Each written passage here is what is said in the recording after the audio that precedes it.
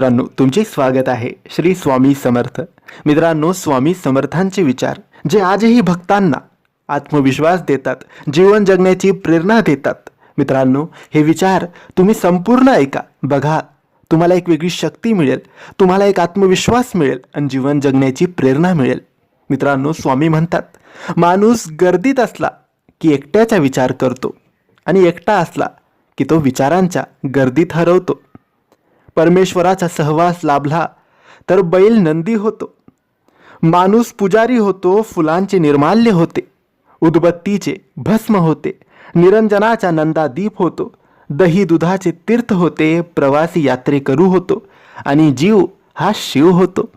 म्हणून परमेश्वराचा सहवास लाभावा हेच कार्य आपण करत राहावे. सुंदरतेला नजर लावली की सुंदरता कोमजते, पण जर नजरच सुंदर असली की सौंदर्य अधिक खुलते.